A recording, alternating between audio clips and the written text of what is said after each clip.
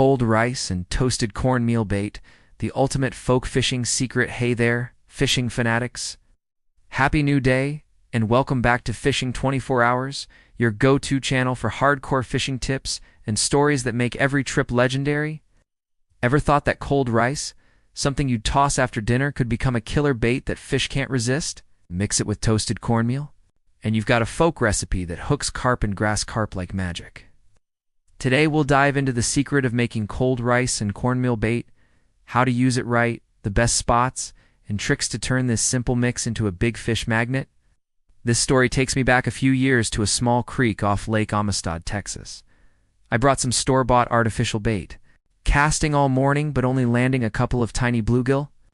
Frustrated, an old angler nearby grinned and said, "Fish around here love what they know. Ditch that fancy bait, mash up some cold rice with toasted cornmeal, and try it."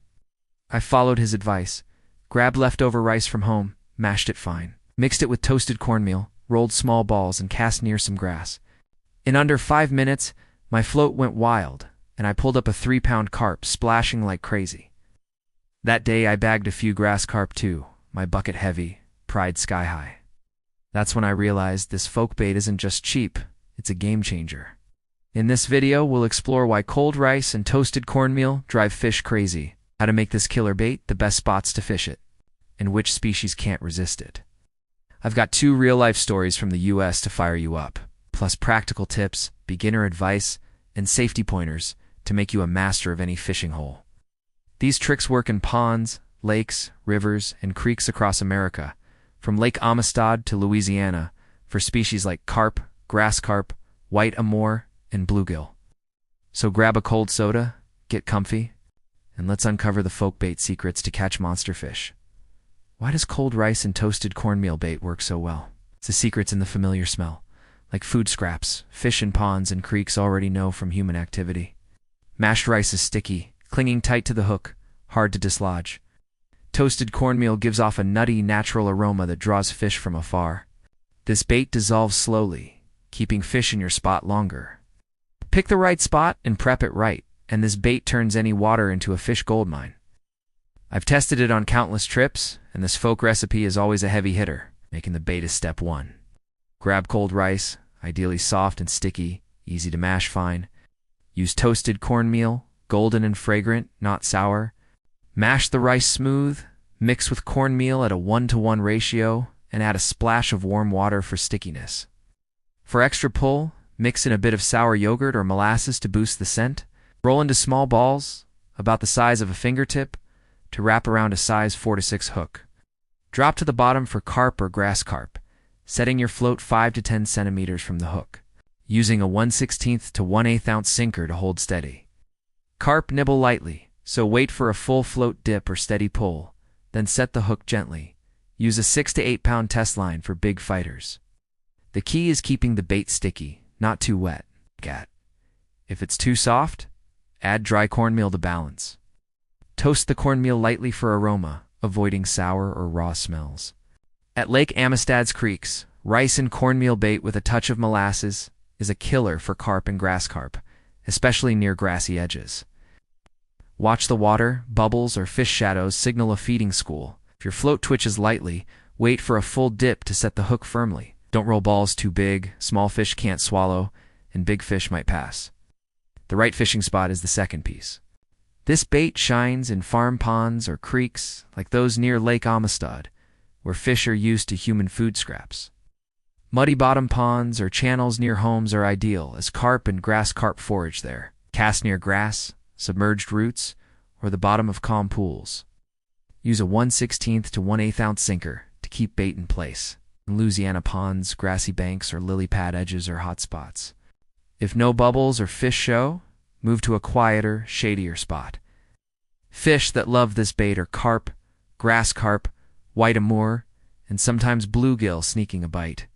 Carp go nuts for the rice's sweetness, grass carp love the toasted cornmeal's nutty scent, and white amur dig the sticky texture. Drop to the bottom for carp or grass carp, 4 to 8 inches from the bottom. For white amur, cast mid-water, 0.5 to 1 meter deep. Twitching your rod every 2 to 3 seconds to spread the scent. If the float jerks hard, set the hook quick but gentle with a 4 to 6 pound test line. Timing matters too. Carp and grass carp feed hard early morning, 4:30 a.m. to 7 a.m. or late afternoon, 4:30 p.m. to 6:30 p.m., near grass or roots. Whiteamore hits strong at midday or after rain, by flooded grass. Cloudy days, post-rain, or light breezes are ideal. Fish lower their guard and bite eagerly. At Lake Amistad, post-rain is prime time for this bait to draw big fish. If your float's still, wait for peak hours or cast closer to the fish's feeding zone. To boost success, chum lightly before casting. Near roots, scatter mashed rice and cornmeal, or a bit of yogurt mixed bait to draw carp. By grass, toss bait powder for whiteamore. Chum sparingly. Wait 10 to 15 minutes for fish to gather. Look for bubbles or fish. Time to cast. This turns your spot into a fish magnet, upping big catch odds.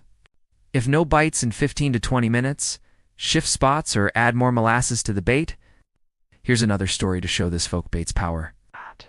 At a rural pond in Louisiana, I tested my rice and cornmeal mix.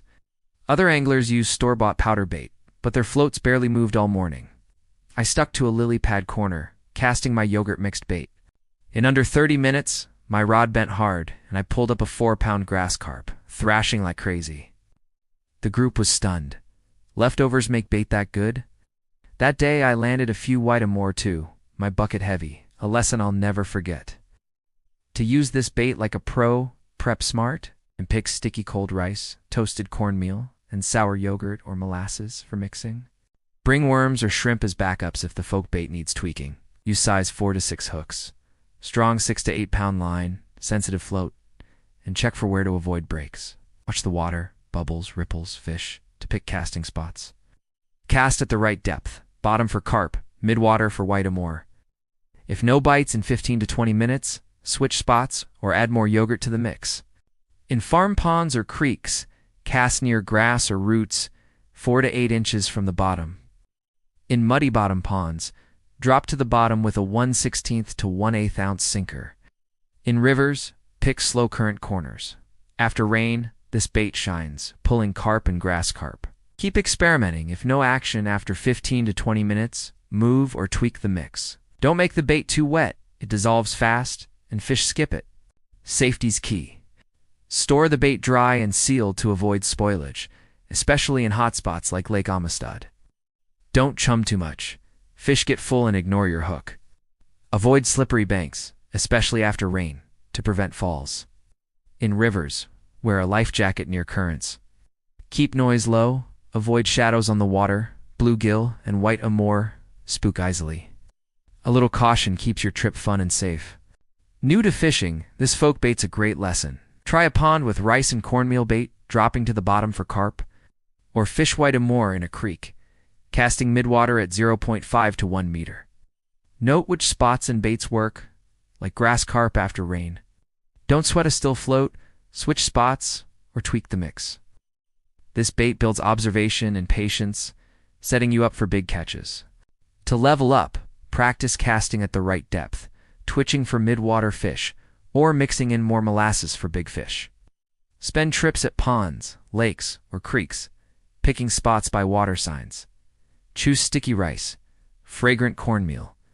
In crowded spots, find a quiet corner to keep fish calm. These details make you a folk bait pro, even with simple ingredients.